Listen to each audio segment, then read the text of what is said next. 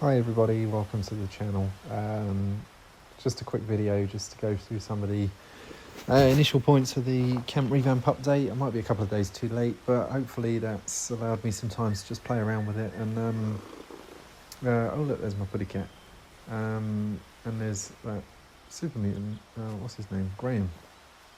Yeah, anyway, where was I? So yeah, let's jump straight into it. Build menu. I've seen a lot of people online negative. And I kind of agree, kind of don't. I think it's better in the way it's laid out. And, you know, generally speaking, things make sense as to where they are. Apart from this little gadget, there we go. That's not a roof piece. Yeah, unsure on that one. A couple of points just to note immediately is when you've got clunky big menus like that, when there's a lot of things on your left, it takes up quite a bit of the screen. I know it sounds a bit picky, but you know, hopefully they can do something about that soon. I know there's this option to minimize the variance, but personally I don't like that. I don't know, maybe I'll get used to it in time. So that's the first point. Second point is the clunky controls just to get around. So to go from build menu to modify, especially on PlayStation, you've got push your L3 button basically, and then you have to scroll through each one, whereas before, I think, correct me if I'm wrong, it was all quite simple. You know, your replace mode is now on its own separate piece to edit mode, whereas before you could, you know, scrap, store, edit, replace, whatever you wanted to say. Now they've split it out for reasons unknown, quite frankly. But so that's the second point. As I mentioned earlier, this weird build little menu here. Let me know in the comments if you guys use it, or if you think you will. But so far, apart from that minimize variance piece that I mentioned, I'm not really digging it too much. Apart from that, everything's kind of familiar, I think. Apart from like storage and displays, again, I can see where they're coming from, but it took me about 5 minutes to find the displays, but again, that could just be me. And then, yeah, coming out of it, you've got to then hold your centre pad on PlayStation. But to me, yeah, it's annoying, but it's no difference getting into the mode in the first place. So just a couple of little initial points there. So yeah, let's move on to some more detailed stuff, I think. You can really see how long I was trying to record this video because it's now absolutely raining and it's practically night time. But Graham is still way down there, just stalking me. Anyway, let's go on to the modes. So placement modes, free mode, snap mode, collide mode. I don't really use collide mode. I've never actually realised how it's used, to be honest. So if anyone knows, do comment. Otherwise, I'll just stick with snap and free. So I've come from Custom Worlds. I used to build quite a lot of my builds through Custom Worlds. For those that are new to the channel, existing you know, subscribers know that I used to always do custom mode. It was only actually recently kind of that I moved to adventure mode builds, but that was just simply for the challenge, and a lot of people asked me to. So like this build here, this was adventure mode, so before the camp revamp, I should say. So yeah, you've got your snap mode, as I say. Let's get our wallpapers. That's the standard mode. Collide, no different. There we go, not really helpful. And then your free mode. Just a note, especially on PlayStation, you change placement mode while you're holding something, and it doesn't actually hold it. So if I wanted to go snap mode, look, bottom corner it says I'm in snap mode, but it's kind of gone into this weird, I don't know, collide mode, but it won't snap. You have to let it go, pick back up, and there's a snap mode.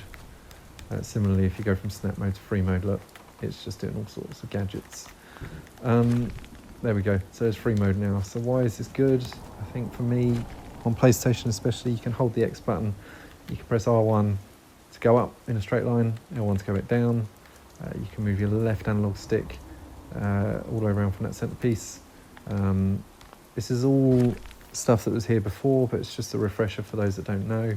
Why is this good? You can hold X, for example, in free mode. You can line it up almost perfectly. Obviously, for the sake of this video, we'll just whack it through. And then, for example, idea, you can do this. There's your little half floor piece, I don't know, whatever you might want to do.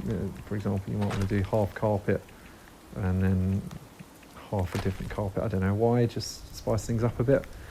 But it's good for that. So those things have remained. And then, yeah, to exit, like we said, hold the button down and go back into it. It seems quicker, I don't know. Comment below if you think it's slower or whatever. I personally think it's better, but we'll see what everyone says. So the final thing I want to touch on is just the benefits of that free mode. If I just do a few examples in this house here, so you get your salt and pepper there, you know, your displays, you can make much easier sort of stoves, and that was all done before, so you can see it sort of sinking in. Yeah, that's all standard anyway. But if you really want to, you can do stuff like this. You can go to your furniture, your surfaces. I don't know why they didn't call it tables, or, you know, I can kind of see where they're coming from, but it's, yeah, again, it took me a while to figure that out. Like the storage piece, displays, wouldn't say they're storage, but again, I see where they're coming from. So why am I doing this? So if we go free mode, whack one of those down. Let's just put whatever I've got on me that's actually decent. Lasting caps, that'll do. Go back in, edit, free mode, make sure you're in free mode. Right stick just to very gently sink it in, and you can get it perfectly in there, so it looks like it's meant to be there. And actually, to other people, when they visit, you can't see anything underneath, unless I do some jazzy stuff with a photo mode. And the good thing here is you can put these very close together, whereas before you couldn't. So if you wanted two things naturally next to each other, like, I don't know, a human would, you couldn't do it. So let's do, you know, there's a beer bottle. I know you can build these yourself now, but just for the sake of this demonstration, let's do that. So there you go, you can really focus on your clutter now. I've actually, just before this video, been going around just collecting some random stuff that I never would have got in the first place. So textbooks, a clown randomly, I don't know, cue balls, dish rags. You know, you've got a hell of a lot of options now, because before, when you had magazines that you wanted to place on the table, for example, I personally found it too much hassle, because if you merge it, we all know and love a good merge, it would inevitably, you know, go through the table, or you'd have to put something underneath and that sort of stuff. So let's just test this with a magazine. Here, there you go, there you go. And we've now got magazines as well, so you can really customise your camp. So a few different options here. Like I say, you've got, you know, photo frames, telephones. They're just standard items, so we'll skip over those. They're standard items. So yeah, stuff like this as well. Like I showed you earlier, bread box. So yeah, really good stuff now. So I'm looking forward to people's builds. Yeah, so that's the end of the first video with a commentary. So as I say, if you got any feedback, suggestions, improvements, or anything like that, just to help me out with my, you know, small channel, do comment. But equally as well, like, subscribe, share. That would be great. But for now, I'm going to go and really test out this new build, Revamp mode, and try and get some builds out to you guys. I've been waiting specifically for this update, just to really sort of focus on it. It's absolutely bad weather now, which is a shame for the first video. And there's my little putty cat called Grey Tabby. I didn't rename him. Anyway, I'm getting distracted. I'll see you on the next video. I'll do some tutorials, proper tutorials on, I don't know, little tricks, techniques. Obviously merging's gone and all those sort of fun techniques that we all know and love. But to me, it's far easier. So I'm hoping to see you guys pop out some, you know, really cool camps, even better than what you did before, if that's possible. And even the new players as well, you know, this is far easier. So welcome to Fallout, welcome to The Sims in Fallout, basically. So yeah, look forward to seeing you soon, and until then, take care, and that's me out.